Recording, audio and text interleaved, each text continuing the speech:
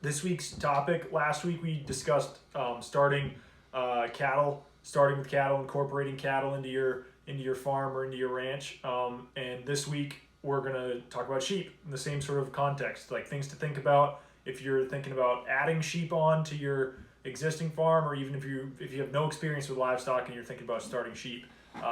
That's gonna be our little discussion for the day. So I guess maybe let's start off with like things to think about, like getting into sheep, just straight up. Yeah. Things to be concerned, as well as just like the advantages. Yeah. So first off, sheep are a lot smaller and more cost. Well, I mean, but it's cheaper important. than cattle. It's important. Yes. They're a lot smaller than cattle. Smaller and cheaper than cattle to buy. If you're looking at, Greg's for one of Greg's ewe Which lambs. is about top of the market. This is me. I think it's fine. If it's choppy, there's nothing we can do about it. We'll just keep rolling. We don't need to do questions until the end. Anyways. Yeah. Anyways, so top of the market would be like $350 dollars per per ewe. ewe. Whereas if you're looking at top of the market heifer, or like one of Greg's heifers, $3,500. So 10 times cheaper, roughly. Yeah. To get into. Sheep also, since they're smaller, there's less of a chance of them hurting you. They're safer for you, and if you have children, they're a lot safer for children. Yep. You don't have to be as worried about, Like the worst thing that's going to happen is you're going to get a little bit bruised. Even if you're a small kid, it's probably a little bit more of a big deal. But for a full-grown person, getting run into the back with by like a leaping ewe or wither or whatever, it doesn't even leave a bruise. Yeah. So good. I mean, versus cattle where you could literally die if you're in the wrong place at the wrong time. So that's a huge thing, especially for people who have no experience with livestock or with kids. That's a big that's a big one for sure. And sort of along those lines, because they're smaller, basically, so if we're talking about animal units, for people who aren't familiar, it's like a way of being able to standardize like how much animal you have out there on the land. And the unit is like one 1,000-pound cow is one animal unit. Or one 1,000 pound anything. Whatever. And so the equivalent for sheep is 5 ewes basically will equal 1 cow. And so given that, you need a fifth, rough math, you need a fifth of the land area that you would need to run an equivalent amount of cattle, which is another sort of like lowers the barrier of entry, because people on smaller acreages can run a pretty decent amount of ewes, and it doesn't take many ewes to be making a decent either supplemental income or like full-time income, if you know how to market them. And anyway, we can get into that in a second, but yeah, they require less land because they don't eat quite as much. They're not as big, so they won't really hurt you that much. They also are cheaper, which is what, like, sort of just recapping what we've gone over. They breed, or they reproduce very quickly compared to cattle. Yep. A ewe lamb that's born in the spring and it's taken a year around will be bred you can breed her in December, which is at like 7-8 months or something. Yep. And she will lamb the next spring at 1 year old. So you're getting a return on that investment within a year. And for cattle, it's 2 years, if least. not 3 years, for that same return on investment. So, and the other advantage with sheep too is the first year you're probably just going to get 1 lamb out of that ewe, but every year after that, there's a very high likelihood that she's going to be giving you twins, double lambs. Sometimes every year. Triplets. Even triplets, although like sometimes triplets can be too much and one doesn't make it, but like it's not like with cattle where twins is a bad thing, because cattle have a really hard time being able to support 2 full-grown calves, or growing, I should say, calves. But with sheep, like they're it's totally good, like no problem at all. They'll raise the 2 of them, no problem. And so you end up, talk about multiplying your numbers and cash flow right off the bat. It's triple in the first year you could potentially triple your flock, and then in the second year, if you're doing the same offspring, whatever that is, each one of those has 3. It's exponential. It's exponential growth. That's crazy. It doesn't take very long, which means you don't need to buy that large of a starter herd or flock. Sorry, that's I'm gonna be flipping those terms constantly tonight. It's kind of the same. But if you start with a relatively small number of ewes, you can build numbers quick, where it takes years and years and years to do the same thing with cattle because of that 2-3 year time window, and they only have one calf every year. You're like cranking them out every year. Everybody's having twins. We averaged 1.8 lambs per ewe this year, which is incredibly really good. But even if you average 1.5, which is, if you got some mature ewes in there, that's pretty standard. That's pretty crazy. Yeah. So that's a big advantage. But they don't come without their disadvantages. Yep. It's like everything. There's pros and cons to everything. I'd say one of the big ones is that sheep are an incredibly vulnerable animal. Everything likes to eat sheep, and so you're going to have to figure out some way of protecting them. And what we recommend is livestock guardian dogs. And if you really, really don't want to do that, or you can't do that, you can use electric netting. But netting on a full-size sheep operation is almost impossible. It is just a complete nightmare. It is huge time sink to have to be moving netting all the time. Dogs, and so that sort of brings on another piece, which is that sheep are more difficult to break initially, probably to hot wire, than cattle would be. We're talking single strand. Like, there's very few people. Greg runs his sheep on a single strand of poly braid, about 10 inches off the ground. And people have trouble keeping in sheep with netting. Like netting, and he's able to do it with one poly braid, and that's a testament to being able to train them in the beginning. And we'll get into that maybe at a different live stream, but it's one of those deals where, like, if they can become a huge headache if you don't properly break them to hot wire in the beginning, because they'll constantly be getting out. And if a single sheep gets out, it's not like a steer or a heifer or a bull or whatever that gets out, and you can just sort of get a little poly braid V around them, or just sort of like walk two people or one person and sort of walk it easily like back into the paddock. Like, sheep, when they're by themselves, are so difficult to get to go where you want them to go. They're just like spooky and like zipping around, like trying to figure out how to get back in with their buddies, and they can run at you, like when you're trying to like get them to go where you want to go.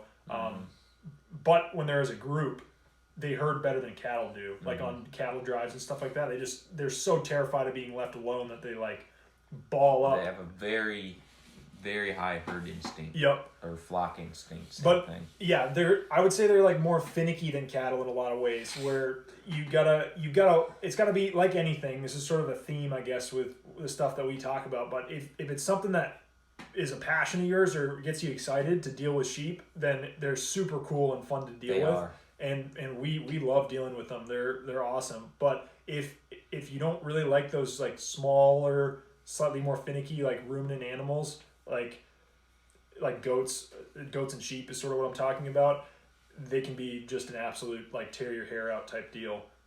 And a lot of that has to do with setting up the flock properly in the first place. But yeah, I mean, other than that, like, pretty low barrier to entry and pretty big upside. But you just have to set it up properly, sort of like everything. And we can get into that maybe this live stream, maybe not. But sort of the other thing that we wanted to talk about too with sheep is incorporating them into a system that's already using cattle, and what that looks like. So you know, what you wanna go off on some things with running sheep and cattle like together, like things to think about. Yeah, sheep. So, like a flurd, which is a flock and a herd joined together. That's, I think, Greg kind of.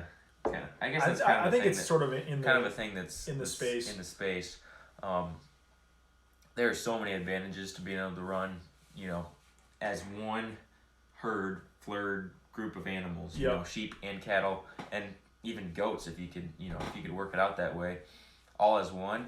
Not only. So the biggest one is like the rest period. On your farm, if you've got everything in the same herd, every other paddock on your farm is resting or recovering at that point. Yep. Whereas if you have two, like a herd and a flock, your herd is moving around the farm and the flock is moving around the farm at the same time, and so the recovery period from when one group the flock leaves the paddock to when the cattle come back, there's less of a recovery period. Whereas if they're all as one, you've got the longer recovery period. So that's a huge advantage. Yep. Another advantage is sheep and cattle do not share they're dead end hosts for each other's parasites. What that means is cattle parasites, as a sheep's walking around grazing, they pick up cattle parasites and it's a dead end host. So the parasites can't do anything and they die off. Same way with the cattle. The cattle pick up the sheep's parasites and they die off. And so it's a way of helping balance each other's parasite load and decreasing the parasite load in the pastures. Another advantage is sheep and cattle graze differently. They'll graze different species. They do graze the same species too, but they do have, like, sheep are more of a browser. They like more of the woody / like broadleaf species, whereas cattle are more grass and legumes. So that's another advantage. And another advantage is if you can, so with the predator protection thing, and this is just something that we've talked about, we don't know if we don't do it here, but we don't do it here, but I think it was Ian, Greg's South African friend, who talked to him about this, but he talked about for predator protection with the sheep, if you turn them loose in your cattle, the ones that stay with the cattle are going to be protected. So every sheep that leaves and doesn't stay with the cattle is going to die off from predators or whatever, but the smart ones will stay with the cattle, and those are the ones you build your flock from. Well, does it work? It's going to cost you a lot of money in sheep, a lot of death potentially to get there, and it may not work. But that's another thing to think about, is that the cattle could offer some sort of predator protection, and they will. It's just not guaranteed, I don't think. But you could run dogs in the flurd too, and we've done that. Yeah, the dogs will get used to the cattle just like they get used to the sheep. It's just a process you got to go through to train them and get them used to it. Make sure when you turn them all in, what would be ideal is if you're gonna merge, like if you're gonna merge two animals, or anytime you're bringing a new group into an existing group, even if they're different species or the same species or whatever, if you can get them like in adjacent paddocks to each other, so they can sort of see each other, or maybe in a corral adjacent to a paddock or whatever, so they can interact but not be right on top of each other and get used to each other for a day or whatever, and then introduce them, they're gonna be a lot more comfortable than if you just plopped them right in the first place. But if you do just plop them right in the first place, which we've done, just make sure they have a big enough paddock, because the dogs might start chasing the cattle in the beginning just to like play with them a little bit, and then if you're there reprimanding the dogs, you can sort of put a stop to that pretty quickly, but you just don't want anything running through a fence. And the opposite, we've seen the opposite happen. We've seen a heifer calf chase off one of the guard dogs when she got into the paddock with the cattle, like just tear-assing after that. She took off running after. She was booking, as keeping up with me. That dog can run fast, and she was keeping up right on the butt of the dog the whole time. The dog's like, what the heck is going on? Yeah. Oh, that was so funny. It was funny. It happened, and then the dog lady came back, and it happened again. I think it happened 2 or 3 times. And it was only a 7-month-old calf. It wasn't like a big heifer or something. No. It was just a little heifer calf. Yeah, she probably was double the weight of the dog, but still maybe triple. Yeah, but it's just funny. It was so funny to watch. But another thing to sort of keep in mind too, that people sometimes get into trouble with when they're combining flirds, or making a flird or combining sheep with cattle, is they get this idea in their head, because they do eat slightly different forage. Like you were saying, the sheep prefer more of that browse material, more of that broadleaf, maybe stemmy, woody kind of stuff. That they think that, I can just add sheep into my cattle and they're going to eat different forage from the cattle, so I can still just keep my paddock sizes the same, and they'll just be a more uniform graze over everything in the paddock. And it doesn't really work like that, because there's an element to it where they will eat different. So Absolutely. They're not going to take down. You could still add some sheep into your cow herd and not sacrifice cattle forage, but there's a limit, and it's hard. I don't know. It's hard. There's not a definitive answer to that because it depends on your environment. It's so there's so many variables to it. But like, just think of it this way: it's like if you add, say, you have like 150 ewes, and you add them into a group of like 150 cows. An animal unit, right, is 5 ewes per animal unit. If you added 150 ewes into the group, into the cow mob, that's effectively like adding 30 cows. And if you added 30 cows into your mob of 150 cows, you're going to notice a difference in the amount of forage that gets consumed. And so it's just something to keep in mind. Like, you should always be like always, you should always be monitoring your residual and making adjustments to paddock sizes based on like how much forage they're leaving behind and what your goals are. But yeah, sheep are more similar to cattle in the way that they graze than they are to goats, which I think people sometimes, like, I didn't really realize that until the grazing school when we were discussing that, where like goats will truly eat very different forage from everything else. Like, they'll go after stuff that sheep won't even go after. But because goats and sheep look similar, I think people sometimes conflate the two of them and think like, oh, like sheep's just like a hornless goat. But in reality, they're a lot more similar they graze really similarly to cattle, and which is an advantage and a disadvantage depending on what you're thinking. But it's a great addition to a cattle operation for sure. But like anything, you gotta enjoy doing it because it's gonna take time. Yeah. And you're gonna have to monkey with it a fair amount.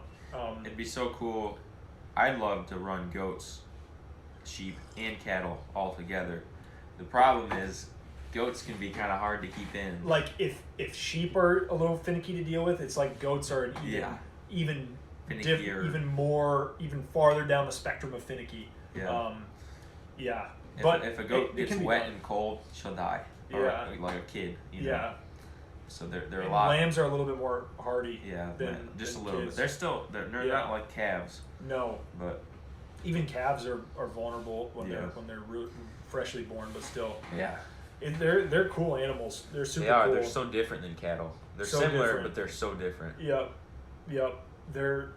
I mean, if I was somewhere with like marginal land, like in the beginning, where you'd be like, man, like I might be able to put a couple Corrientes out here, but it's going to be a little bit like nip and tuck trying to figure out if I could feed a bunch of cows.